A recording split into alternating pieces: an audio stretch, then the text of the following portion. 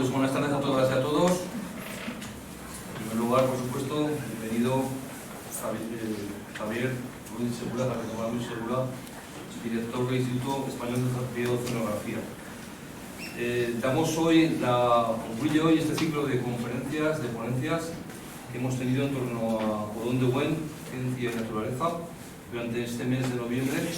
Como todos bien sabéis, el día 10 tuvimos el honor, que también lo veo que está hoy por aquí, de Javier Lasarre. Javier, bienvenido también. El pasado jueves 17 estuvo Julio Lafuente y hoy culminamos este ciclo de 3 conferencias con Javier Tomás Ruiz Segura. Bueno, la verdad es que primero me gustaría hacer una semblanza bibliográfica o científica de Javier, que es muy extensa y ahora adelanto. Insisto, es el director del Instituto Español de Oceanografía. Es un lujo tenerlo hoy aquí porque es una autoridad estatal, una autoridad importante a nivel nacional de lo que es la oceanografía. Javier es gaditano, licenciado en Biología por la Universidad de Granada y doctor por la Universidad de Málaga, profesor asociado y titular de la Universidad de Cádiz de 1993 a 2002 y colaborador de programas de doctorado en las universidades de Cádiz y de Granada. Dentro de su actividad, dentro del CSIC, que es un poco el ámbito donde él ha estado y está trabajando, por supuesto, ha sido investigador científico del Instituto de Ciencias Marinas de Andalucía, del 2002 al 2018, y profesor de investigación en el mismo instituto del CSIC. Ha realizado estancias prolongadas en el Instituto Furmerskunde, Alemania, Bedford Institute of Oceanography de Canadá y National Oceanography Center de Gran Bretaña, y es líder del grupo de investigación de oceanografía de ecosistemas. También, dentro de su amplia y dilatada bibliografía y profesión, ha sido gestor del Subprograma Nacional de Recursos Marinos del Ministerio de Ciencia e Innovación del 2003 al 2009 y miembro del área de recursos naturales del CSIC del 2003 al 2012. Consultor habitual de la Comisión Europea para la evaluación e implementación de grandes programas europeos de investigación marina. Y por supuesto, por eso está hoy aquí, por eso tenemos la relación, insisto, director del Instituto Español de Oceanografía desde el año 2020. Hablar de Javier es hablar de una persona que ha pasado más de 25 años investigando la respuesta de los ecosistemas marinos al forzamiento físico y humano. Este conocimiento es transformado en ecuaciones matemáticas para diagnosticar el estado actual de estos ecosistemas y pronosticar escenarios futuros. Hemos estado comiendo, ¿verdad? Y Javier ya nos ha explicado varias cuestiones que luego igual tú puedes muy concretas y que nos han sido muy interesantes. Ha estudiado, como no, el impacto del hombre sobre los mismos y la modelización matemática de estos procesos para ayudar en la toma de decisiones. Es director de diversas tesis doctorales que estudian los ecosistemas marinos, promotor de una empresa de base tecnológica y autor de diversas patentes sobre tecnología para la observación del océano. Entre las tareas de conocimiento en el que se ha empleado está el enfoque, en este enfoque está la respuesta de los ecosistemas marinos a la presión combinada de la pesca y el cambio climático por las modificaciones que el ser humano realiza en la franja costera. Gracias a Javier hemos conocido los interesantes proyectos internacionales y de cooperación con los que se colabora desde el Instituto Español de Oceanografía, así como los estudios de recursos pesqueros y trabajos que se realizan dentro del campo de la acuicultura. El Instituto Español de Oceanografía está especialmente comprometido con la preservación de espacios marinos protegidos, como los ecosistemas singulares ubicados alrededor de los volcanes submarinos, del metano en el Golfo de Cádiz o en la zona del Cachucho. Y como hablamos al mediodía, también habéis tenido mucha presencia dentro de lo que pasa en el Mar Menor en Murcia, que me ha parecido muy interesante lo que nos has contado. Todo ello, asuntos que suscitan un gran interés, especialmente para los dedicados al tema medioambiental. Desde luego es un currículum amplísimo, muy potente, muy importante, desde luego da imagen o da idea de la capacidad del personaje de Javier y de su trayectoria profesional. Y yo en el ámbito personal debo decir que ha sido un lujo y un honor poderte conocer, Javier. Nosotros en el año 21 fuimos a conocerte en marzo-abril, del 21 porque estábamos ya impulsando con Javier Pulido la Fundación de Odón de Buen, en aquel momento en Brión, todavía no éramos nada. Y debo decir que desde el primer momento Javier nos acogió con los brazos abiertos. No dudó ni medio segundo en decir adelante con la Fundación, os voy a echar una mano. Desde el Instituto Español de Oceanografía vamos a estar presentes, nada más y nada menos que sois la fundación del pueblo natal donde nació nuestro fundador, recuerdo estas palabras, y no tuviste ni la menor duda. Hiciste posible que nos reuniéramos con la directora del CSIC en ese momento, que no es cualquier cosa, el CSIC dentro de la nivel nacional es un organismo muy importante. Ha sido un aliado importantísimo en que el barco mayor de la oceanografía española, de la Armada Española, se vaya a llamar Odón de Buen, que ha sido uno de los impulsores. En aquel momento, cuando hablábamos, todavía lo tenéis un poco, ¿verdad?, ahí en duda, pero debo de decir que ya nos dijo que él iba a trabajar denodadamente porque este barco se llamará así. Y por supuesto aceptaste ser patrono de nuestra fundación, y así hace casi un año, no, ya más de un año, porque fue el 17 de noviembre del 21, constituimos la fundación, con lo cual, Javier, pues ya eres ya uno más de esta familia podoniana que hemos creado en Zuera. Eres ya un zufariense, te vamos a nombrar también un zufariense adoptivo, porque desde luego con tu labor, con tu esfuerzo, con tu implicación y con tu complicidad con nosotros has logrado que este proyecto de Odón dé un paso más. Y por supuesto agradecerte muchísimo, de verdad te lo digo como alcalde y como presidente de la fundación, que hoy estés aquí presente. Sé que haces un esfuerzo, él viene de Madrid, vives en Andalucía, vives a caballo de todos los días del AVE, de subir y bajar. No me ha importado nada en ningún momento poder venir a Zuera, y desde luego es un placer y disfrutar contigo, hablar contigo, y lo que espero y deseo que hoy pues a los que están aquí seguro que les vas a dedicar con lo que vas a contar, que es mucho, y desde luego pues eso, darte las gracias, y sin más, que lo importante es que hables tú, te paso la palabra y muchas gracias por venir.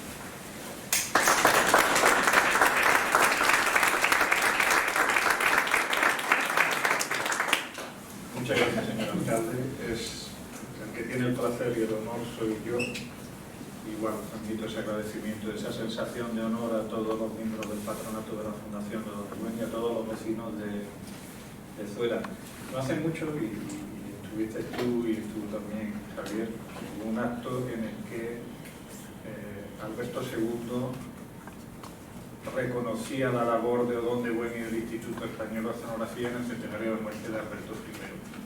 Y yo en la presentación comentaba que ha habido 15 directores del Instituto Español de Oceanografía desde que lo inició Odón de Buen, pero que hay una figura de Alberto I que todos, creo yo que todos los que hemos sido directores del Instituto Español de Oceanografía tenemos un poco la sensación de que nos mira como diciendo hacerlo igual de bien que lo hizo Odón de Buen, lo cual es harto difícil por los elementos que creo cuando hago la presentación que traigo preparada, que fundamentalmente es sobre la herencia.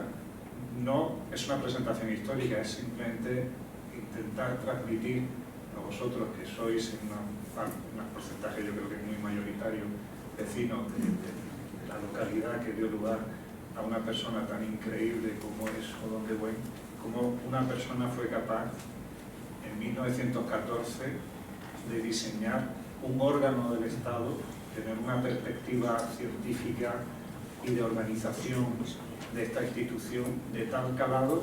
Se lo comentaba a la comunidad, que mientras otras grandes instituciones oceanográficas que nacieron, porque la oceanografía como ciencia nació a principios del siglo XX, pero muchas de estas grandes instituciones han ido cayendo en el camino, y el diseño que hizo Odón de Buen fue tan visionario, tan lúcido, que el Instituto Español de Oceanografía, ahora con las herramientas que tenemos en el siglo XXI, pero también lo hizo a lo largo del siglo XX, lleva prestando unos servicios científicos técnicos en relación con el mar absolutamente increíbles. Entonces, os podéis imaginar que para mí estar en el sitio, en la localidad natal de Odón de Buen, compartiendo con sus conciudadanos los logros que ha hecho Odón de Buen, es un auténtico honor y un auténtico placer.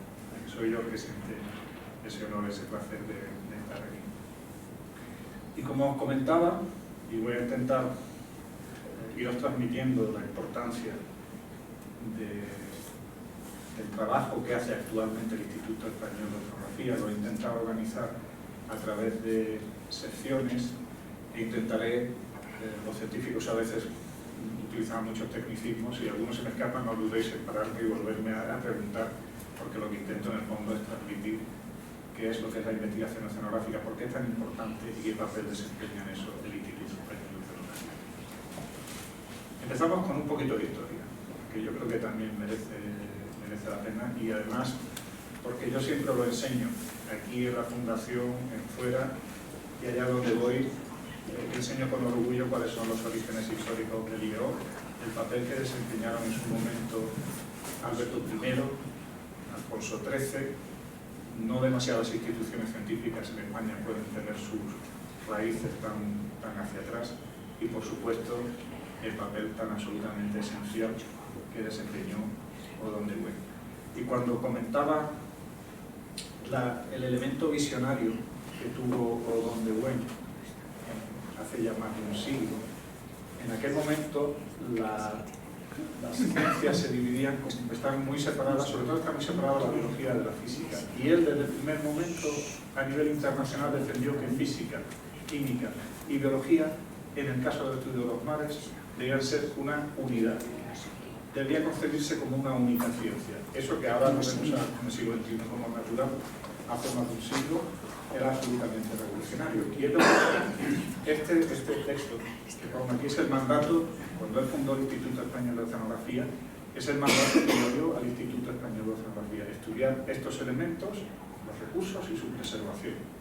Y eso es exactamente, obviamente ahora tenemos otras herramientas científicas, nuevas teorías, nuevos elementos, pero es exactamente lo mismo que lleva haciendo el Instituto Español de Oceanografía en sus más de un siglo de historia. Ha pasado el Instituto Español de Oceanografía en ese siglo de historia por muchas adscripciones administrativas. No voy a entrar en ello, pero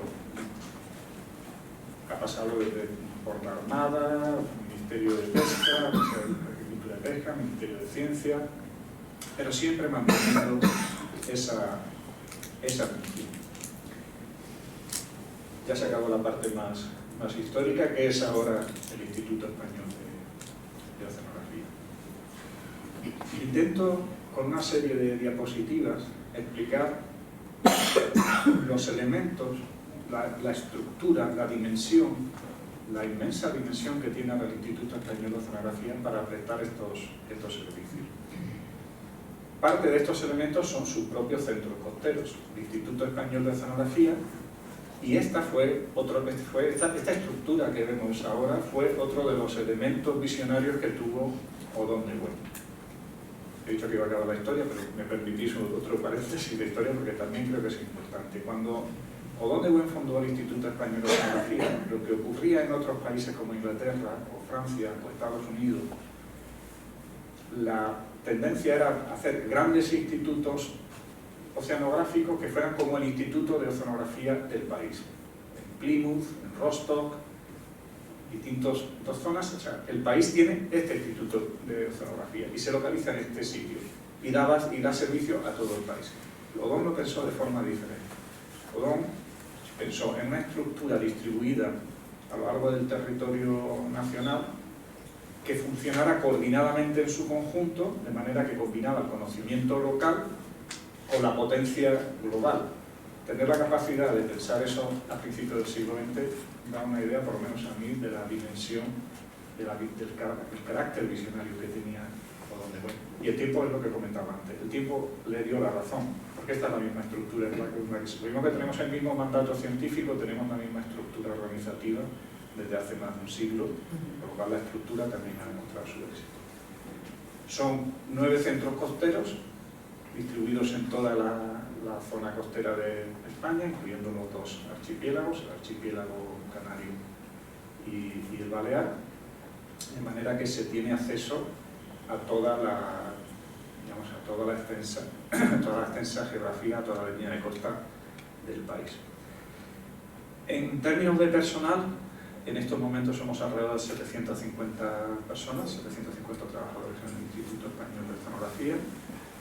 os pongo alguna distribución.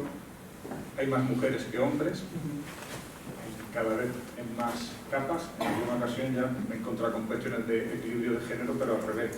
Mándame a alguien masculino porque toda la composición es femenina. Por alguna razón atrae y ahora mismo dentro de ese porcentaje la composición de mujeres es muy elevada. Gestiona el instituto importantes buques oceanográficos. Ahora mismo los que tenemos operativos importantes son el Ramón Margalef, que hace alusión al importante oceanógrafo que hubo en el país. El Ángeles Alvariño, que se ha hecho muy famoso en los últimos años, tanto por la asistencia en la crisis de La Palma como la asistencia que prestó al Ministerio del Interior en la búsqueda de las dos niñas que desaparecieron en Tenerife. Luego tenemos otro barco de un porte menor y otras embarcaciones que, bueno, pues que ya son casi tipo zodia. Además de estos buques en los que el IEO es el armador y gestiona el Instituto Español de Oceanografía, participamos y tenemos acceso a otros buques que son del Ministerio de Ciencia e Innovación. Entre ellos está el Hespérides, que es un buque polar, el Sarmiento de Gamboa, son buques grandes, García del Cid y un pequeño catamarán, el Sofí.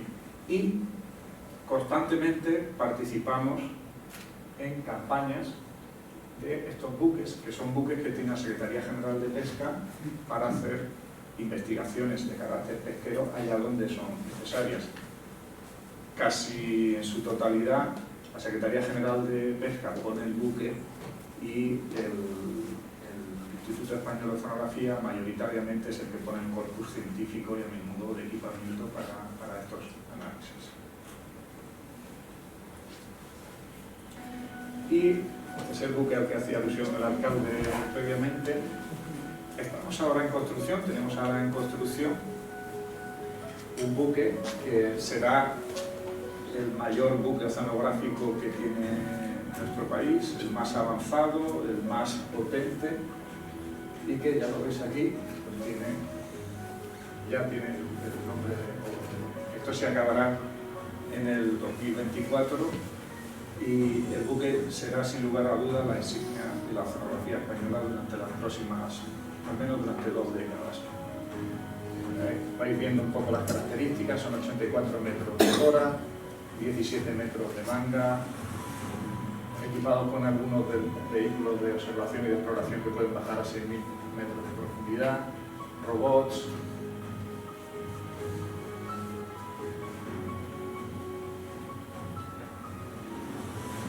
Todo tipo de equipamiento para analizar. Estos son equipos que se utilizan para analizar las aguas. La vida, tanto la vida microscópica como la más mayor tamaño que podemos ver en los mares, capacidad de operar cerca de los polos.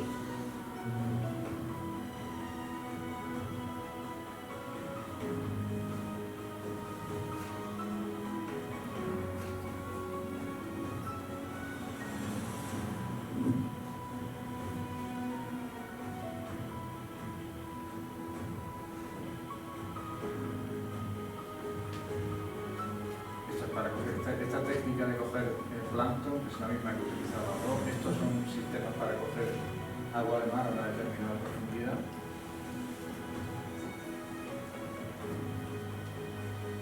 Y por supuesto, pues es una figura de la persona que es el padre de la fotografía en nuestro país.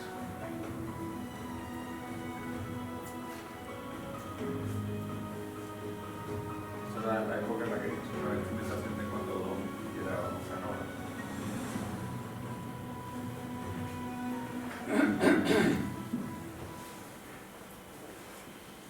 Eso en términos de embarcación. Para la investigación oceanográfica podéis imaginar que un barco significa lo mismo que para un astrónomo un telescopio. Si no tienes forma de acceder a tu objeto de estudio, no puedes realizar el estudio, ¿no? Hay otra parte de capital que también es esencial, que es el equipamiento científico. Claro, hemos visto antes los equipamientos científicos históricos, pero hoy en día tenemos elementos muy sofisticados para analizar al mar. Algunos de ellos se pueden parecer, por ejemplo, estos son vanas de plancton, se pueden parecer estos para coger sedimentos del fondo, que es lo que estáis viendo aquí, ¿no? pero otros se parecen bien poco. Por ejemplo, esto es un trineo que permite sacar, barrer el fondo del mar, observar la fauna que hay en el fondo del mar y luego clasificarla automáticamente. Este es el robot. Este robot también se utiliza para analizar la fauna submarina. Y este robot fue clave. Este es el Liropus, que en su momento se hizo muy famoso, por desgracia, en este país, porque fue el principal responsable de la operación que hicimos en Tenerife. Estos son otros equipos que se bajan al fondo del mar y toman fotos. También tenemos investigación pesquera, como no puede ser de otra manera. El equipamiento científico del que dispone el Instituto Español de Oceanografía es el más avanzado que hay en el mundo para las distintas parcelas. Recordar que hacemos física, química y biología. En cada una de esas parcelas hay instrumentación y la que dispone el Instituto es la más avanzada a nivel internacional. Aparte de estos elementos que pueden, digamos, que tienen un carácter tangible, hay otro elemento que es más intangible pero muy valioso en estos tiempos de cambio climático, de cambio global, que es los sistemas de observación, algunos de ellos muy antiguos, que fueron incluso algunos de ellos puestos en funcionamiento por el propio Odón de Buen. Tienen especial valor estos sistemas de observación, porque si quieres ver de qué forma va evolucionando el ecosistema, necesitas tener una serie temporal larga. Necesitas tener una serie temporal larga que te permita construir esta tendencia. La larga historia que tiene el Instituto Español de Oceanografía y la larga historia de observación del océano hace que este intangible sea uno de los valores que tiene la institución. Aquí os pongo algunos de los elementos de observación habitual. Aquí algunas de las series temporales más largas que tenemos. Se hacen seguimientos constantes de radiales, le llamamos radiales, son salidas al mar en el que se miden las propiedades físicas, químicas y biológicas de todas las... O sea, donde veis cada una de estas rayas, pues se hace todo un seguimiento. Y eso se viene haciendo de una manera continua desde hace décadas. En otros casos, como os pongo aquí, pues se utilizan sistemas que son autónomos. Son boyas que suben y bajan y van recorriendo el mar y van observando las propiedades del mar. Y todos esos programas, en este caso que es internacional, ahí participa el Instituto Español de Oceanografía. Es un elemento esencial de nuestra labor el tener la capacidad de observar el mar. ¿Cómo nos estructuramos? Os podéis imaginar que 750 trabajadores, buques oceanográficos, equipamiento oceanográfico, 9 centros oceanográficos, atender a muchas necesidades que vienen de los ministerios, necesitas una estructura sólida. ¿Cómo estamos estructurados? Aquí os lo pongo un poco, no me voy a entrar en mucho detalle, pero básicamente tenemos una dirección, una vicedirección técnica y de asesoramiento, que es la que hace la generación de conocimiento científico, perdón, la vicedirección científica es la que hace la generación de conocimiento científico, la técnica proyecta ese conocimiento científico sobre la sociedad, los distintos centros oceanográficos, una unidad que nos sirve para gestionar buques, otra para gestionar datos, o sea, hay una estructura compleja y firme para poder gestionar esta herramienta tan potente que tiene el Estado español para que le proporcione conocimiento científico y técnico que le ayude a gestionar sus propios océanos. ¿Y qué hacemos? Es decir, todo este capital humano, todo este capital material y toda esa estructura, ¿para qué sirve? Pues sirve básicamente para 3 cosas. La primera, poder generar ese conocimiento científico. Si no generas conocimiento científico, no tienes conocimiento científico que aplicar. Entonces, una de las funciones, de las 3 funciones fundamentales del Instituto Español de Oceanografía, es esencial la generación de conocimiento científico sobre el mar. Pero no tiene ese mandato exclusivamente por parte de nuestro Estado. Además de generar conocimiento científico, tenemos el mandato de apoyar al Estado allá donde lo necesite, ese asesoramiento científico y técnico marino, ahí tiene que estar el Instituto Español de Oceanografía. Fundamentalmente lo hacemos con dos ministerios que llamamos nuestros ministerios de referencia. Nuestros ministerios de referencia son el Ministerio de Agricultura, Pesca y Alimentación, porque le damos soporte a todo, o sea, cada vez que se decide qué cantidad de merluza, qué cantidad de gallo o las distintas especies que se van a capturar un año, es porque hay informe del Instituto Español de Oceanografía soportando. Cuando se toma una decisión sobre la gestión de las costas, es porque hay informes del Instituto Español de Oceanografía soportando esa decisión. Pero además soportamos todos estos ministerios, ya de una manera, no de una manera tan sistemática, pero cuando un ministerio necesita, el de exteriores o el de interior, luego explicaremos algunos casos, necesita algún apoyo, pues conecta con el Instituto Español de Oceanografía, si están dentro de las capacidades que nosotros podemos aportar, pues aportar. Y también tiene representación internacional para determinados elementos, tiene la función de representar incluso al Estado en cuestiones que tienen que ver con ciencia en relación con los océanos. Hay determinadas veces que el Instituto Español de Oceanografía, el Instituto Español de Oceanografía puede ir a un corpus internacional, fundamentalmente lo hacemos con la UNESCO, a representar España cuando se trata de ciencias relacionadas con el océano. Las áreas de actividad más o menos están conectadas con los servicios que prestamos a los ministerios. Una es pesca, que esta ha sido la más clásica, la que siempre ha existido en el Instituto de Oceanografía y la que de alguna manera en la época, me imagino, de Odón forzó o impulsó también la creación del instituto. En los años 70 se incorpora acuicultura por todo el tema de la crisis de pesca y la necesidad de un país como España, que le gusta la proteína de pescado, poder compensar cuando se declara la zona económica exclusiva, tener alternativa. Y la parte del medio ambiente, o medio marino y protección ambiental, que cada vez tiene más potencia porque cada vez nuestras sociedades están más interesadas, más sensibles y más necesitadas de que se protejan nuestros ecosistemas.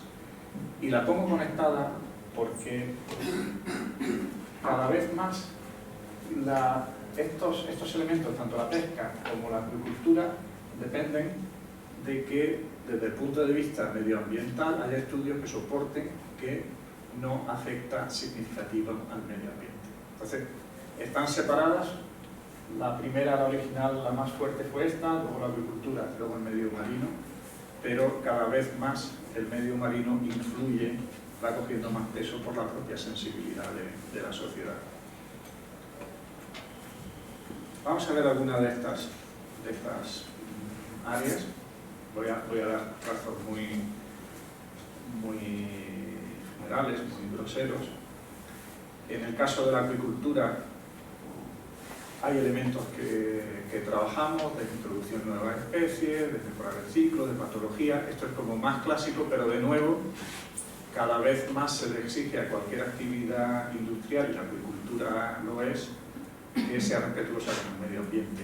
Y eso está haciendo que empecemos a desarrollar lo que llamamos la agricultura multitrófica, es decir, no solo cultivo determinado pez, sino que además aprovecho que ese pez, pues si excreta tal componente, no lo echo al medio ambiente, sino que con lo que está excretando hago crecer una determinada alga o hago crecer otro organismo, de manera que todo en su conjunto produzca y tenga un impacto minimizado sobre el medio ambiente. Es lo que la sociedad está exigiendo a esta actividad industrial como a otras en el siglo XXI. Otro elemento importante que hace el Instituto Español de Oceanografía es investigar el atún rojo.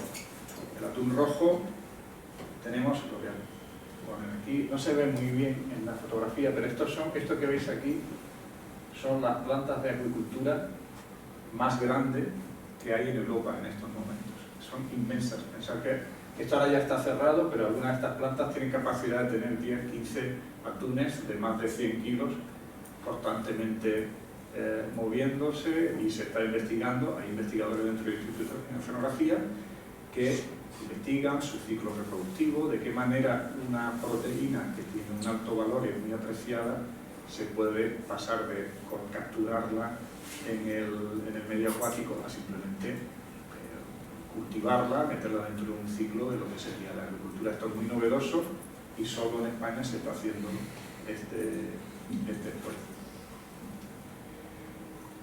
Pesca.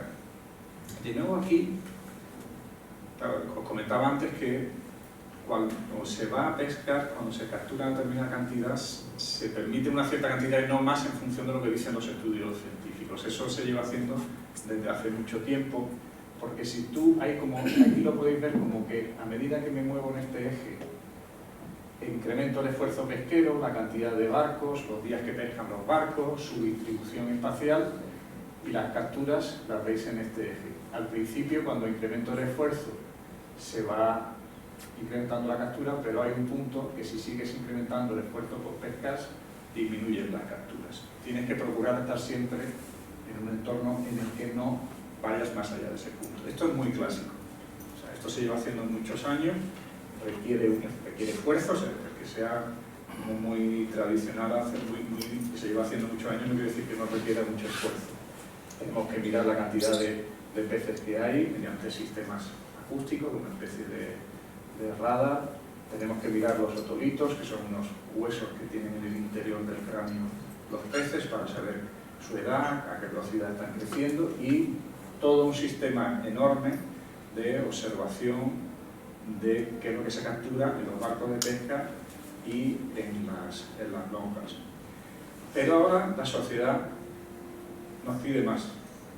Nos pide que no solo se garantice, un poco para atrás, que no solo se garantice que no estamos en esta zona de explotación, sino que además de eso, que se respete el ecosistema donde se está haciendo la explotación, o sea, que el sistema sea respetuoso con el medio ambiente donde se está pescando. Y eso se llama, lo llamamos aproximación ecosistémica a las pesquerías, y se dice muy rápido, pero la implementación de ese principio es enormemente compleja, porque nos obliga a estudiar todo el ecosistema y no solo la especie que estamos focalizando. Nos obliga a tener objetivos múltiples, a tener en cuenta la biodiversidad, a tener en cuenta muchas escalas. Los ecosistemas funcionan con muchas escalas que se entrelazan, y todo eso es un proceso mucho más complejo que simplemente estudiar una población de peces y ver cómo esa población de peces va evolucionando. Pero está en el ojo del huracán en estos momentos. Pongo estas noticias que creo que son de hace una semana o dos, en las que hay esta persona que veis es el comisario europeo de Medio Ambiente y Mar, y ha dictado, en función de que hay una serie de ecosistemas que se consideran vulnerables y una interpretación, ha prohibido grandes actividades de pesca en la parte de la cornisa cantábrica de España y en el Golfo de Cádiz. Estos son los elementos que veis aquí, fundamentalmente por cuestiones, como os decía antes, de carácter ecosistema. En una decisión algo excesiva, en términos de la cantidad de espacio que ha pedido proteger, y con base a los estudios de ecosistema que hace el Instituto Español de Oceanografía, con base a la parte de medio ambiente, se puede argumentar, ayudar al Estado español, que está presentando un recurso al Tribunal Superior de Justicia de Europa, para que la implementación de ese reglamento se haga de otra manera. A ese punto están llegando los elementos de preservación del ecosistema, que por preservar determinados elementos se eliminan amplias artes de pesca, zonas de pesca, y ahí la ciencia tiene que jugar un papel fundamental, y el Instituto Español de Oceanografía es el que proporciona eso en nuestro país.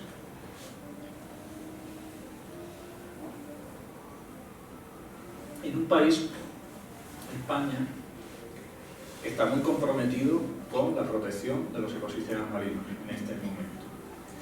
Pensar que ahora mismo hay un compromiso, nos hemos comprometido como país, obviamente no el Instituto Español de Oceanografía, sino el Estado, a tener para el año 2030 el 30% de nuestras áreas marinas protegidas, con alguna figura de protección.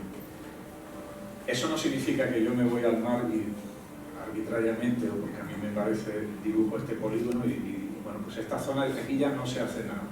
Hay que tener un criterio científico para detectar primero cuáles son los ecosistemas más valiosos que queremos proteger y después tener un seguimiento de ver, una vez que uno lo ha protegido, cuál es la evolución, cuáles son los efectos de esa medida de protección. Os pongo aquí un tipo de ecosistema que a lo mejor no es el primero que a uno se le viene a la cabeza, pero que es valioso. Lo veis aquí, en este caso se dan en el Golfo de Cádiz. Estas imágenes que veis aquí son algunas de las imágenes que hemos tomado con nuestros equipos sofisticados, y lo que veis son lo que le llamamos chimeneas de metano. O sea, en el fondo del mar se emite metano, que es lo que estáis viendo, lo que veis aquí es la chimenea, y está la emisión. Este es el montículo que se forma, son depósitos de metano que emergen. ¿Y por qué eso es valioso? Porque se produce, en la inmensa mayoría de los ecosistemas del planeta, el origen último de la energía es el Sol. En muy pocos ecosistemas del planeta Tierra, el origen de la energía último no es el Sol, es la química, en este caso es el metano. Y hay organismos que crecen alrededor de todas estas chimeneas. Esta es una foto ya real de una chimenea de metano. Esto está a mucha profundidad en el Golfo de Cádiz y lo que veis son criaturas alrededor de ellas que están viviendo de una energía que es química, que no viene en último término del Sol, viene en último término de la química. Son ecosistemas muy excepcionales dentro del planeta Tierra que merece proteger, y por lo tanto, si vamos a hacer un área marina protegida, es un criterio. A través de esos criterios se pueden definir ecosistemas que realmente queremos que tengan una protección dentro de ese 30% que queremos proteger de nuestros mares. Os he puesto el ejemplo de las chimeneas hidrotermales, pero hay otras muchas áreas marinas que todas se hacen con un criterio científico muy sólido. Es un país, España, y creo que además no soy injusto, porque en estos momentos soy el director del Instituto Español de Oceanografía, y digo que el Instituto Español de Oceanografía ha sido clave en eso, pionero a nivel internacional en la toma de decisiones para generar áreas marinas necesarias, detectar, analizar y proporcionar el conocimiento científico para las áreas marinas protegidas. Algunos de los elementos muy sofisticados pensar que algunas de estas áreas marinas pueden estar a 800 o 1000 metros de profundidad. Uno no puede, esto no son como los ecosistemas terrestres que uno ve un bosque y más o menos se hace una imagen de cuál es el paisaje, de cuál es el ecosistema que está ocupando el espacio. Aquí hay que utilizar técnicas diferentes. Una de ellas es, por ejemplo, lo que veis aquí. Primero, barres es el fondo que tienes y la naturaleza, las características de ese fondo. Luego, con los robots, con algunos de los instrumentos que usan, y ves la fauna que hay. Y utiliza toda una serie de modelos para conectar el tipo de fondo con el tipo de fauna. De manera que, aunque tú no ves el conjunto de la fauna, puedes tener un mapa, una simulación del conjunto de la fauna que está ocupando ese territorio marino amplio, muy amplio, y en base a eso empezar a tomar ya decisiones de qué áreas, que es lo que os pongo aquí arriba, qué áreas se van a proteger totalmente, qué áreas van a hacer como un tampón, como un buffer frente al área que se protege completamente, y todo eso se hace con criterios científicos muy sólidos y luego se hace un seguimiento. Muy pocos países tienen la capacidad de tomar unas decisiones con tanto fundamento científico a la hora de proteger sus ecosistemas marinos. Este es un instrumento clave en todo ese proceso. es el Lilopus, es un robot, un vehículo autónomo que hay determinadas profundidades que no podemos mandar en buzo, porque no es operativo o porque pones en riesgo la vida humana. Aquí está a poca profundidad, este robot tiene capacidad de trabajar hasta 2.000 metros de profundidad. En el nuevo buque vamos a tener uno que va a poder trabajar hasta 6.000 metros de profundidad. Esto es salvaje, o sea, la presión que tienen que aguantar estos equipos en esas profundidades es enorme. Aquí todavía estamos en sistemas someros, pero esto ya no, esto está creo que cerca de 2.000 metros de profundidad. Es la fauna que hay, estos son organismos que estamos analizando y que luego se protegió, es una de las áreas marinas que se ha protegido, pero esto estamos viendo ya elementos a muchísima profundidad. Uno piensa que a 1 kilómetro de profundidad en el océano no hay vida, pero fijaros lo rico, lo diverso, la vida explotando, en cuanto se le da una oportunidad explota.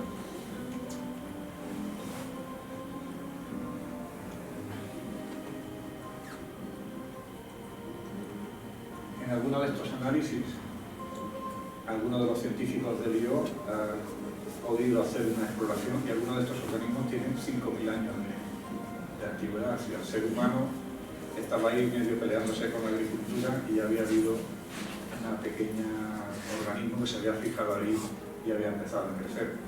Por eso es importante ser capaz de detectarlo y ser capaz de protegerlo antes de que alguna actividad humana destroce un animal con 5.000 años de vida. Bien, de una manera organizada, este es otro eje, el área de marinas protegidas, que es uno de los grandes ejes en los que trabaja yo.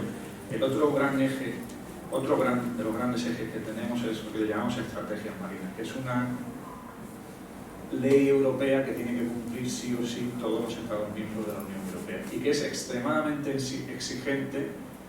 O sea, la protección de los ecosistemas terrestres, como somos animales terrestres hemos sido muy sensibles, la parte marina ha sido como más ahí, pero de repente en las últimas décadas ha habido una extrema sensibilidad o hemos tomado conciencia como ser humano de que eso era así y el Parlamento Europeo ha sacado leyes muy estrictas para preservar los océanos. Una de esas leyes es lo que llamamos la ley de las estrategias marinas, que tiene una serie de descriptores muy diversos que van desde la biodiversidad, las basuras, especies explotadas, el ruido, son todos estos descriptores que estáis viendo aquí, hasta 11, y que exige a todos los países que se haga un seguimiento estricto de todas sus aguas, de todos esos descriptores. Podéis imaginar la cantidad tan inmensa de trabajo que supone tener un registro de todo eso y además le pide al país que garantice que está en un buen estado y si no está en un buen estado que tome medidas para que en el futuro esté en un buen estado y que todo eso lo haga con criterio científico.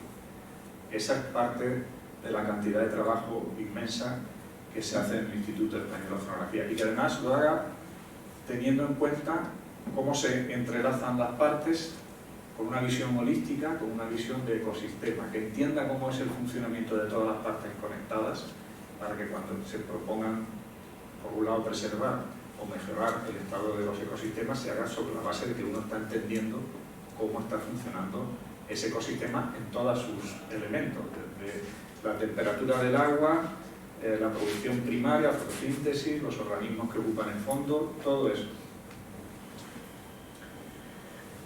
Por este paso un poquito más rápido, hay otra directiva, otra ley europea, que es la de la planificación espacial marina, que exige de nuevo que las actividades que se hacen, ya no solo que se preserve el medio ambiente, sino que cuando se hacen actividades en el espacio marítimo, todo eso sea de una forma planificada y que no haya, desde luego, afecciones al medio ambiente, pero también que no haya interacciones desfavorables entre las distintas actividades que se hacen en el mar. De nuevo, esto se está empezando a implementar ahora, es como el gran desafío que vamos a tener en los próximos años y supone, pues, luego entender cómo funciona todo. Estos son algunos de los mapas, este que presento aquí, son algunos mapas de distintas actividades que se van a ejercer, que se están ejerciendo en el área marina. No entro a mencionarlo, pero por poner un ejemplo, con todo el tema de la energía, pues hay planes de poner grandes parques de generación eólica de energía, y claro, eso pues choca con la pesca o con otras actividades que puedan haber existentes, y todo eso exige una planificación marina y que se haga con criterio científico. Y además, claro, el mar se comparte entre los países, con lo cual exige también que haya coordinación transfronteriza y que todo eso se haga con criterios científicos. El reto, os lo puedo asegurar, que como científico para los próximos años es absolutamente inmenso. De hecho, cuando doy alguna charla a alumnos de ciencias del mar, me digo, no os podéis imaginar la cantidad de capital humano cualificado, de elementos científicos que es necesario, y no penséis que los estudios que habéis hecho, o sea, son estudios que son muy demandados y muy necesarios por la sociedad en estos momentos.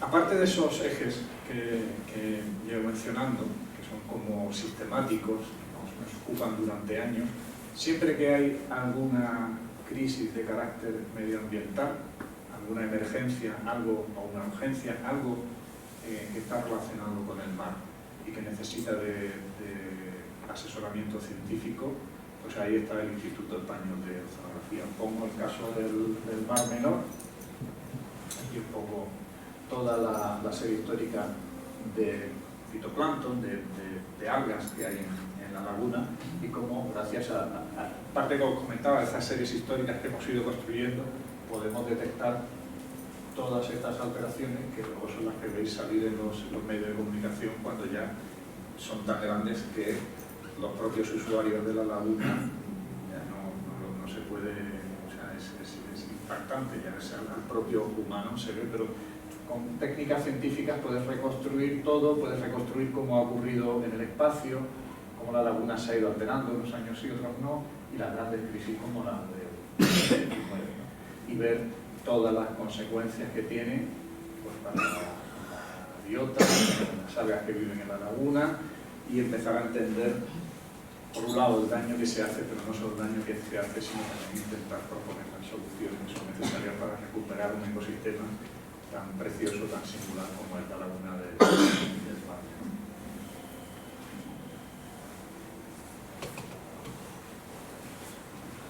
De nuevo, como órgano al servicio del Estado, cada vez que el Estado necesita un asesoramiento científico, técnico relacionado con el mar, el Instituto Español de Oceanografía, cuando hay algún tipo de catástrofe, pues por ejemplo como la del Prestige, pues el teléfono del director del Instituto Español de Oceanografía es de los primeros que suena. Ahí tienen que poner los medios para asistir al Estado en lo que sea necesario. En este caso, os pongo alguna foto, alguna reconstrucción que pudimos hacer del buque, de técnicas acústicas, saber el estado en que estaba, dónde estaba, medir la distribución de los hidrocarburos que iba liberando el buque, y de alguna manera ayudar también en las previsiones de hacia dónde se dirigían esas manchas de hidrocarburos, de manera que los dispositivos de tierra pudieran estar en los sitios adecuados para minimizar el impacto sobre la costa, que fue el gran problema del vertido del Prestige. En el cambio climático, el impacto del cambio climático sobre los ecosistemas marinos importantísimo, y el Instituto de Oceanografía trabaja en esa línea, no solo midiendo, como lo hacemos, los cambios que pueden ser en las temperaturas, ver por ejemplo en el Mediterráneo cómo se va incrementando, cómo vamos observando cada vez temperaturas mayores en el Mediterráneo, sino cómo esos cambios luego impactan, pues, por ejemplo, sobre la pesca. ¿Qué cambio esperar el sector de la pesca frente a esas tendencias?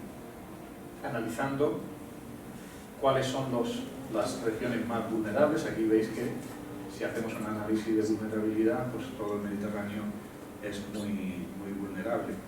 O viendo, aquí lo veis en colores, esta es una gráfica, parece muy compleja, pero aquí lo que hay son como comunidades, y aquí en este eje lo que hay es tiempo. Y lo que podéis ver es que a medida que pasa el tiempo, el número de puntos rojos se va incrementando. ¿Eso qué significa?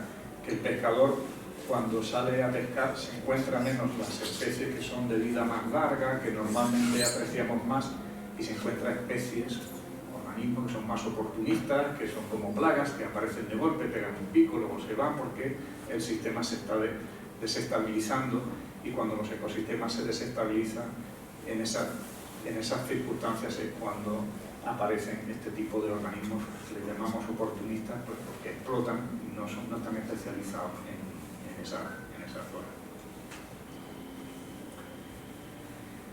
Le llamo a esta diapositiva porque quizá no es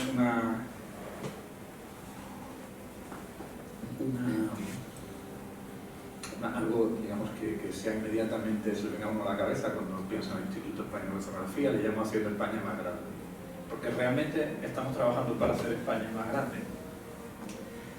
¿A qué me refiero?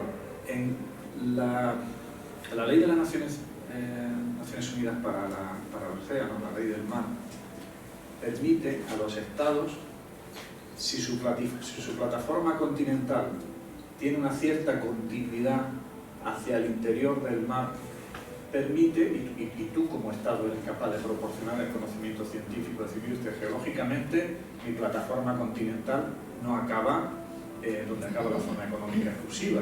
Esto es un cañón o un promontorio que se adentra aún más, por lo tanto, esa es parte de mi formación geológica, de la formación geológica de mi país, y yo puedo reclamar, y así lo permite la ley del mar, reclamar que tu zona económica exclusiva se extienda más allá del límite de las 200 millas que está, digamos, como el estándar. Apoyamos sistemáticamente al Ministerio de Asuntos Exteriores, investigadores nuestros se desplazan a reuniones de las Naciones Unidas como corpus científico para defender esa postura de nuestro país. En estos momentos es algo que afecta a esta zona que podéis ver aquí. Esto está España reclamándolo como zona suya, y todo esto que trae las Canarias también lo está reclamando como nueva zona suya. O sea, es realmente un trabajo científico que tiene un impacto importante sobre el tamaño de nuestro país. Nos parece un poco como lo primero que se le puede venir a una cabeza, pero es importante, y ahí está el Instituto Español de Oceanografía. Otros elementos que no están como en el núcleo constante, sistemático, pero que son importantes, son los apoyos en temas de vulcanología, cuando esa vulcanología se imbrica con el mar, tiene un componente marino. Ya nos acordamos porque hace muchos años, porque ha habido otra crisis volcánica que ha tapado la previa, pero hace unos 12 o 13 años en la isla del Hierro hubo una crisis volcánica, empezó una erupción que tuvieron que desplazar a poblaciones por miedo a que aquello fuera más y que les afectara a su seguridad. Cuando ocurre algo de esta naturaleza, los buques del Instituto Español de Oceanografía se desplazan con bastante efectividad a la zona para intentar apoyar en aquello que sea necesario dentro de los conocimientos científicos que nosotros tenemos. En este caso, en el caso del Tagoro, que es como se llama el volcán que surgió del agua en la isla del Hierro, pues aquello al final se paró, no fue a más, pero nos ha permitido analizar todo el impacto. Esto que veis aquí es un instrumento que se utiliza para tomar muestras de agua y medir propiedades de la masa de agua. Esto es el Ángeles Alvariño, que lo vimos antes trabajando en la zona. También inspeccionamos con nuestro robot y nos permite, por un lado, ver, esto es una batimetría, como una topografía submarina, cómo se ha modificado la topografía submarina, con instrumentos de otra naturaleza, incluso ver debajo de la superficie del fondo del mar y reconstruir las capas de lava que se han ido formando, e ir viendo con el paso del tiempo cómo va evolucionando una zona que ha sufrido una erupción volcánica, cómo la biología sobre esa zona se va recuperando en un área con tanta biodiversidad como son las Islas Canarias. Esta sí es más reciente, conocemos todos, es la crisis de la Palma. De nuevo, en el momento en el que se produce la crisis de la Palma, el barco, estuvimos allí muy rápido, estuve estudiando, estuve ayudando a hacer algunos cálculos, como la cantidad de lava que se había desprendido ya, había entrado en el mar, para saber un poco la que podía quedar dentro del volcán y cuánto tiempo podía estar en erupción. Asistimos a saber, hubo un momento en el que una porción de la isla de Palma se quedó sin agua potable porque quedamos en el mar muerto, no es un ser muerto, sino es un peso grande que se utiliza como ancla. Pues el barco cisterna que abastecía de agua, porque se habían cortado las carreteras, en un temporal había arrastrado ese gran peso y no podían encontrarlo, y nos pidieron ayuda para saber si lo podíamos localizar para poder anclar de nuevo el barco en la siguiente repostaje de agua dulce y no dejar desabastecida de agua dulce. Ahí estuvimos también, estuvimos apoyando, viendo el impacto pues, debajo del agua, sobre los organismos, todo lo que, coordinándonos por supuesto con hay organismos, no sé, cuando ocurre algo de esta naturaleza, hay organismos que nos coordinan a todos los que participamos en la asistencia, ¿no? Y ahí estuvimos pues, constantemente. Y ahora pues pongo esta diapositiva porque el trabajo, este tipo de trabajo no se acaba cuando se acaba la crisis. Esto es como queda el sistema después de una erupción. Esta es la biodiversidad que hay en la isla de La Palma, la biodiversidad marina habitual en una zona que no ha sido afectada por volcán. Nosotros tenemos un programa de seguimiento, y por eso pongo aquí casi una foto de esperanza, ¿no? Porque estamos siguiendo cómo se va a ir recuperando, y lo vamos a hacer durante los próximos años, cuál es el proceso de recuperación de la biodiversidad después de una catástrofe de esta naturaleza. Todo eso es un conocimiento científico, lo mismo que cuando hicimos el seguimiento del volcán del Hierro, nos ha servido como experiencia para luego afrontar la crisis de La Palma, pues generamos un conocimiento científico que tiene el IEO, es decir, que tiene nuestro país para ponerlo al servicio de nuestro país cuando sea necesario.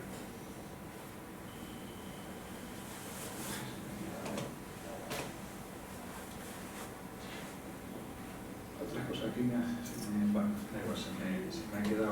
ha perdido una foto, pero no era esencial. Otros elementos en los que también asistimos al Estado, pues tenemos un patrimonio arqueológico inmensamente rico y a veces que genera tentaciones fuera de nuestro país. Recuerdo nuestra señora Las Mercedes, ¿no? Que nos vienen a robar lo que es nuestro. Bueno, pues nosotros colaboramos con el Ministerio del Interior cuando nos piden la asistencia para localizar pecios de los que en los siglos XVI, XVII, XVIII navegaban por nuestras aguas.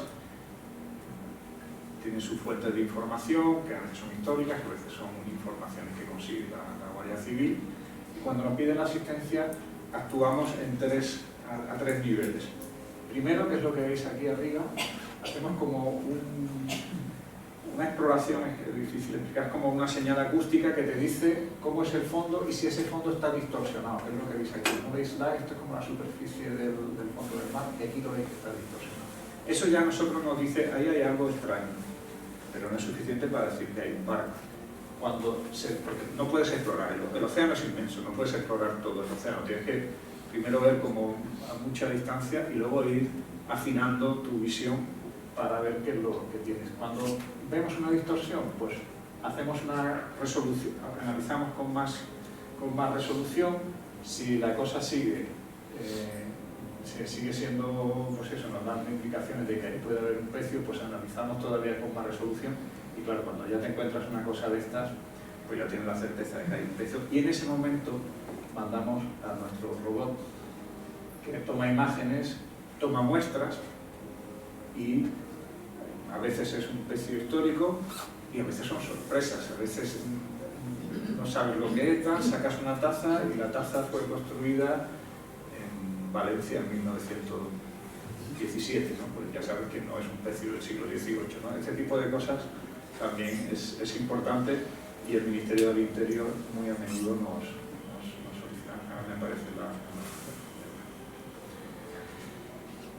Y ya voy acabando. En representación internacional, la cantidad de organismos internacionales que tiene el planeta pues es inmensa. Aquellas que son críticas, estamos representando a nuestro país. Aquellas que son críticas para la gestión científica del medio marino.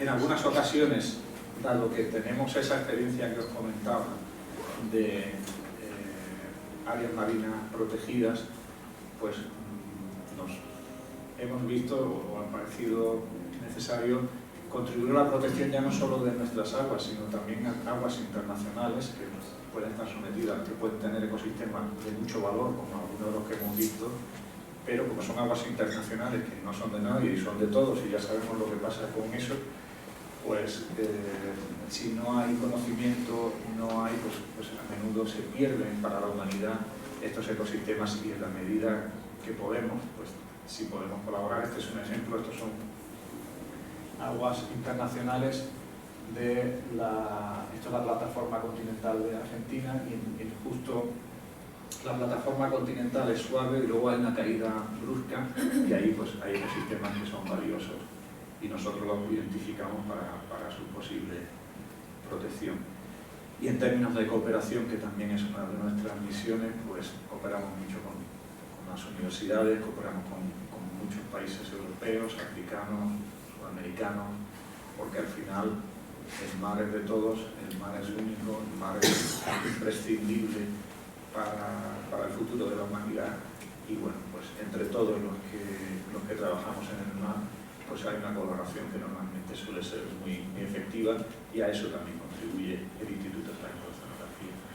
Y ya con esto, pues creo que he acabado más o menos en la hora que estoy indicado y ya está. Muchas gracias por vuestra paciencia.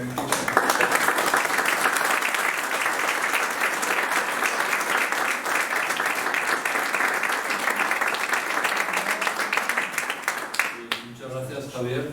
Abrimos, como en anteriores conferencias, un espacio para debate o para comentarios, preguntas, sugerencias, dudas. Empezamos. Ángel. Cura. Hola, buenas tardes. Buenas tardes. Javier, yo cuando oigo hablar de Ondewell, como conciudadano nuestro o de nuestros padres, me siento ninguneado. Lo primero porque nos privaron de él por circunstancias de la vida, por lo que fuese. Luego, oyéndote el trabajo que hace el instituto, no sé por qué no se divulga más a nivel de medios hoy día, porque nos has dicho una cantidad de cuestiones, y perdona que discute, que no las oímos en los medios continuamente. El trabajo silencioso y que hacen oculto, lo oyes y te quedas aquí y dices, pero bueno, todo eso hace el instituto. Entonces esas eran mis dos, sobre todo la primera, que nos privaron en mis años de niñez y de eso, de un buen ciudadano, que eso ya no lo volveremos a retomar jamás de la vida. Esas eran mis dos cuestiones. Yo comparto la percepción, pero de hecho por qué este país no ha rendido más homenaje a la inmensa figura científica que fue Ondewell. Y yo creo que tenéis que estar todos como ciudadanos de Ondewell enormemente orgullosos de que una figura de tal tamaño científico sea uno de vuestros paisanos. En mí, y yo creo que la Fundación Ondewell lo vio desde el principio, tenéis un fan absoluto de Ondewell desde antes de que fuera el director del Instituto Español de Oceanografía, y contribuyo y contribuiré porque me parece una enorme injusticia histórica que no esté Ondewell pues, a la altura de otros grandes científicos españoles como Ramón y Cajal. porque además Ramón y Cajal es que iba a las clases de Odón de Buen. O sea, que son cosas que uno dice, bueno, ¿por qué ocurre esto? Bueno, somos un país que apreciamos mucho nuestros artistas, que está muy bien, pero nuestros científicos pues no los tratamos también, esa es la realidad.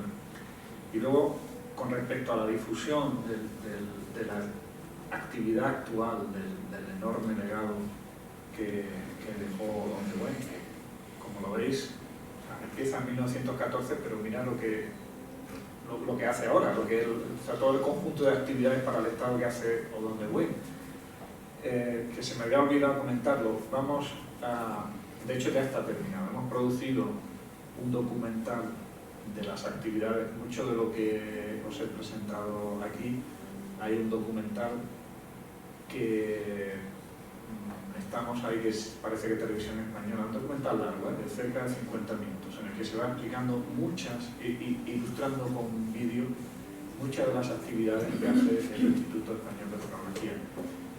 Debe estar, y nosotros pues lo comunicaremos a la Fundación, debe estar salir o emitirse en Televisión Española, no dentro de mucho, y en cualquier caso se emita o no se emita en Televisión Española, lo pondremos en YouTube para que todo el que quiera pueda ver este órgano enorme y muy potente desde el punto de vista científico que tiene el país, que tiene España para asesorarle en todo lo que tiene que ver con los mares. Y así pues bueno, lucharemos un poquito, porque además el documental también sabe de Odón de Buen, lucharemos un poquito para intentar que eso no ocurra, que se conozca más la figura de Odón de Buen y que se conozca más también el trabajo de los científicos de nuestro país.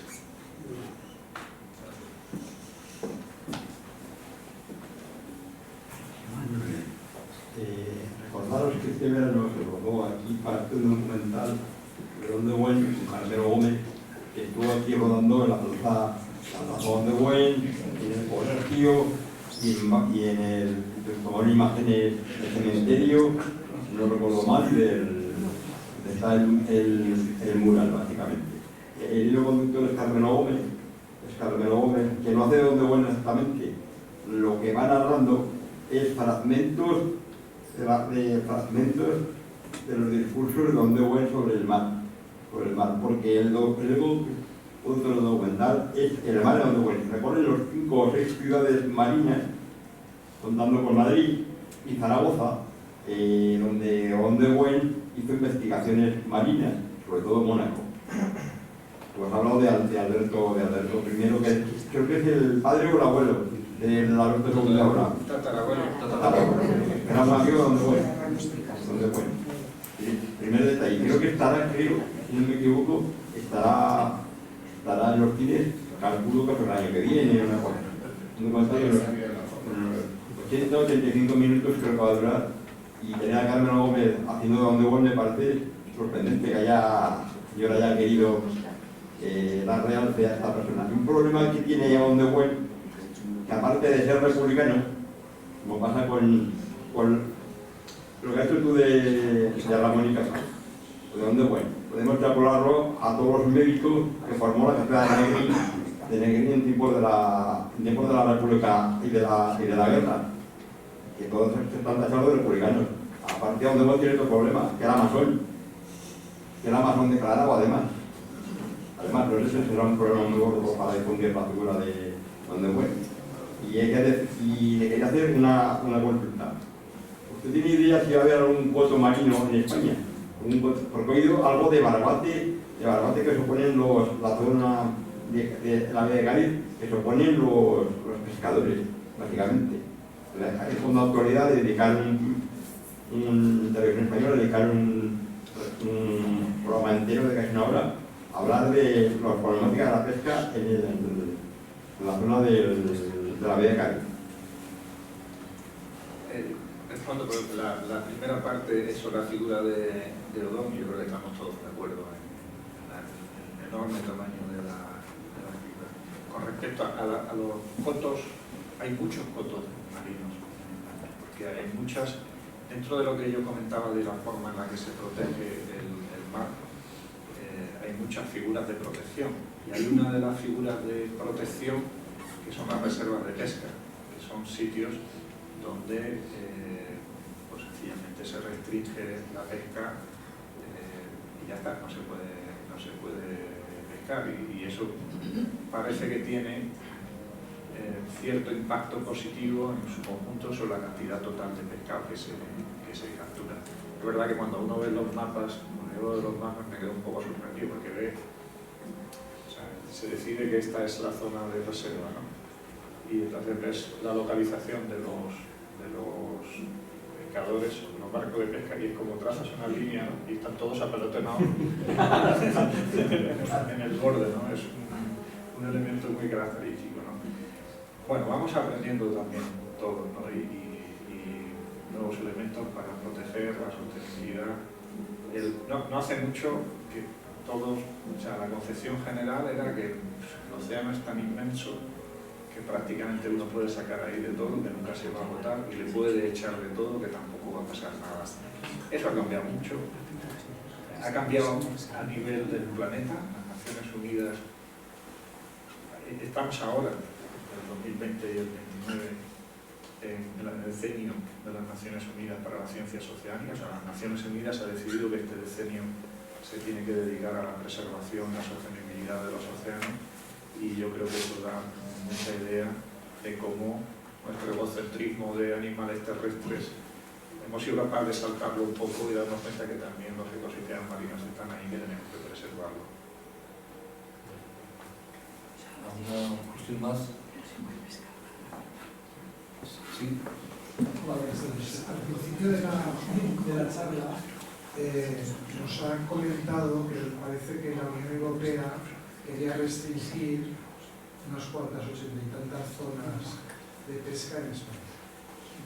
Mi pregunta es, bueno, son dos preguntas realmente. La primera pregunta es ¿en qué se basa la Unión Europea para llegar a estas conclusiones y pedir este tipo de limitaciones a España? Y al hilo de esto, supongo que eso tiene que ver con la contaminación de los océanos, de los mares, si piensa que la acuicultura puede ser el futuro de la pesca, que podemos seguir pescando en mar abierto como hasta ahora. Con respecto a lo primero, o sea, efectivamente hay algunas de estas zonas que tienen, pues como comentaba antes, si tienes un ser vivo que tiene 5.000 años de edad, pues por capturar una merluza que vale 10 euros, pues por eso tiene uno que pensar si... Claro, pero eso, como todas las cosas, ya que tenemos el conocimiento científico, hay que implementarlo con el mejor conocimiento científico disponible. ¿Dónde han surgido las fricciones? Por un lado, que hay determinadas artes de pesca que tienen un impacto mayor que otras artes de pesca. No es lo mismo un barco que está arrastrando a que pongas un palangre con unos anzuelos. El impacto sobre el ecosistema es muy diferente que uno lo voy arrastrando. Entonces, claro, ahí ha habido una discrepancia porque se ha ampliado, se ha considerado todas las artes de pesca como si todas tuvieran el mismo impacto que lo que se arrastra. La otra discrepancia es en relación a un concepto. El concepto de resolución es muy importante en oceanografía. La resolución es como la resolución de las fotos. No es lo mismo ver una foto con muchísimo detalle que ver una foto con puntos muy gruesos. Entonces, para la aplicación de esa normativa, España, por el trabajo de Lío, tenía información de mucha resolución, de mucho detalle. Entonces, se aplica una normativa, bueno, pues si hay un punto, pues aplico una cuadrícula enorme, como si porque en un valle o en un río de aquí hubiera una flor o algo que me hiciera proteger, pues en toda la comarca se prohíbe la agricultura. Para hacer un símil así como muy inmediato. Esos son donde se han producido la discrepancia. Y con respecto a la acuicultura, pues avanza, o sea, en países como España, Japón, somos muy, o sea, esta tendencia que tenemos a comer pescado no es global, o sea, son algunos países que nos encanta el pescado. Y el punto final al que se quiere tender es un poco al que o está cercano a lo que comenta, ¿no? Tener un sistema de producción acuícola que incluso esté desconectado, que sea aislado del medio ambiente, que no tenga ningún impacto por efluentes o por otros elementos, utilizando esto que llamaban mixotrofía, que es, bueno, pues si tengo este organismo que produce estos desperdicios, aprovecho los desperdicios o los elementos que emite este organismo para hacer crecer otros organismos y que en su conjunto no haya ese impacto y podamos seguir comiendo proteína de pescado que nos interesa. Grandes avances, uno de los grandes avances muy recientemente de ser capaz de cerrar el ciclo vital del pulpo. El pulpo es otro cefalópodo, no es un pez, pero nos gusta a todos mucho. El Instituto de Oceanografía tiene una patente que ha licenciado a una empresa para poder cerrar el ciclo vital y hacer crecer el pulpo, y en estos momentos hay planes industriales ya, no de investigación, de hacer crecer el pulpo y tener el pulpo, digamos que el pulpo que consumamos ya no sea pulpo de capturado salvaje, sino que sea un pulpo criado en acuicultura. Seguirá avanzando en esos logros, seguirá avanzando en minimizar el impacto ambiental de la acuicultura, y la acuicultura ya ha hecho un gran recorrido, mucho, o sea, cuando ves la cantidad de proteína que se consume de pescado que viene de la acuicultura es enorme, equiparable a la de pesca, y ¿por qué no en el futuro se puede llegar a un escenario como el que estamos pintando? A lo mejor no inmediato, pero ha habido grandes avances. Efectivamente, intentarse ser optimista con todo lo que nos viene todos los días, aumento de temperatura del agua del mar, luego porque se controla mucho parte de Europa, pero hay otros países que realmente no hay municipios. Es optimista con lo que dicen. Que sí, cuando miro a mi hijo soy optimista, básicamente es la pregunta. A ver, yo como científico, ya no como director del Instituto Español de Oceanografía, he tenido una frustración vital porque por la insensibilidad del ser humano hacia los ecosistemas marinos. Yo nací en Cádiz, como se ha dicho antes, me crecí en el borde de la playa, toda mi vida gira alrededor del mar. Y mi carrera científica en un alto porcentaje ha sido la de hacer de notario. Este ecosistema se ha degradado. Como científico, en un porcentaje no pequeño de mi carrera, la frustración que tenía era enorme porque veía que prácticamente era lo que estaba haciendo en cada momento. La sensibilidad ha cambiado, la inercia del sistema atmósfera-océano es enorme, hay una parte que ya,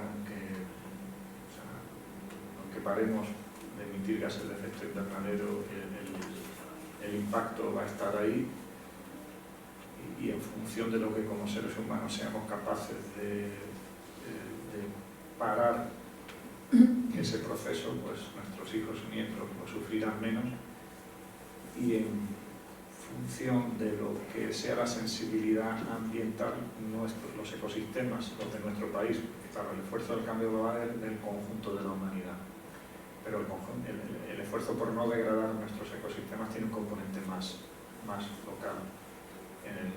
Y ha habido una evolución enorme. Separan cosas. O sea, si hay un impacto significativo sobre el medio ambiente en el ámbito marino, se dejan de hacer cosas. Algo que a lo mejor hace 20, 30 años pues no ocurría. Pero me cuesta mucho trabajo darte una respuesta. ¿Alguna cuestión más?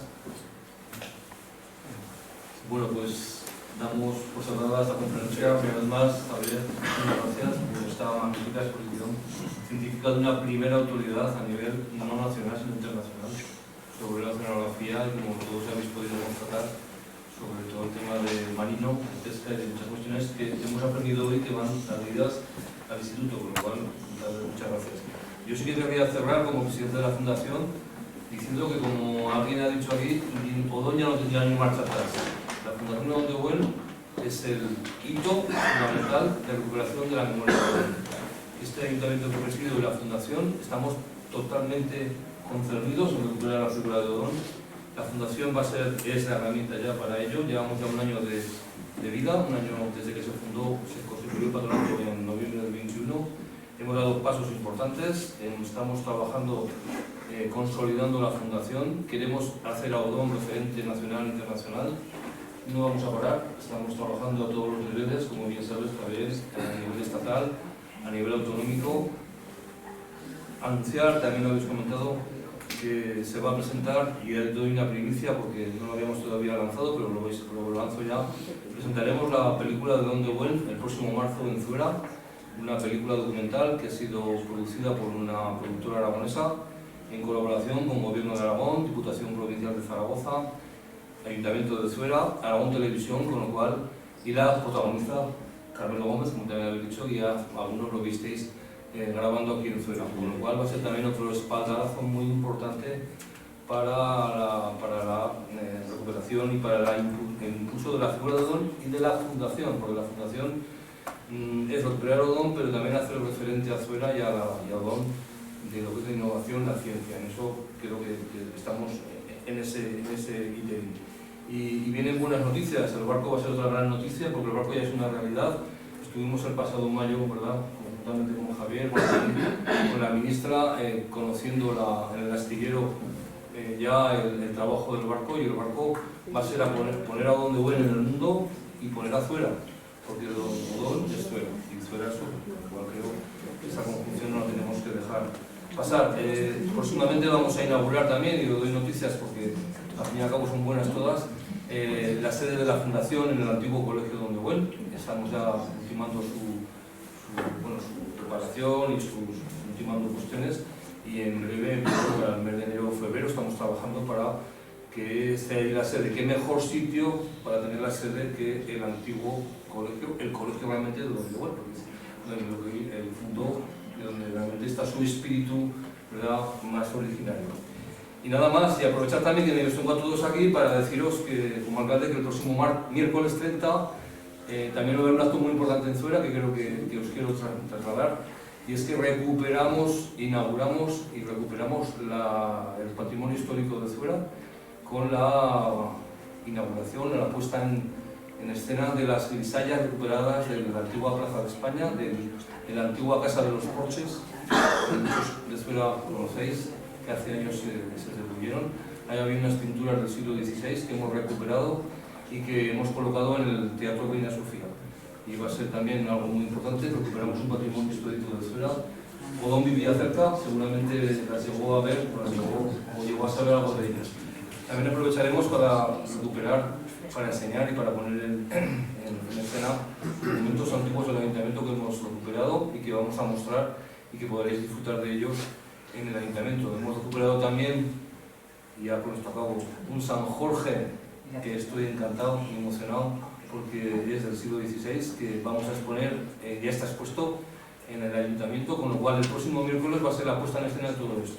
Ha sido un trabajo muy complicado, muy laborioso, y aprovechando que os tengo aquí y que acudís muchas veces a todos los actos culturales y que hay en Zuera del Ayuntamiento, pues quiero trasladarlo para que también lo trasladéis. Ya estamos haciendo publicidad de ello, pero nos gustaría que el próximo miércoles en el Teatro Reina Sofía a las 7 estuviera aquí.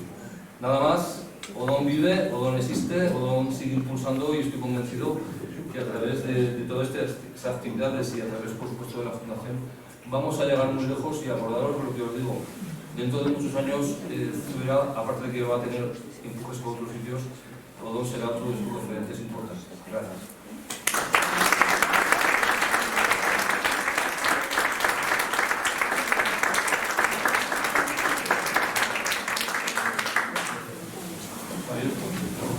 Bueno, antes de acabar,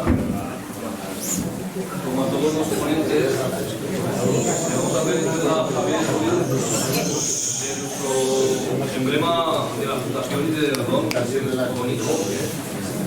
Venga.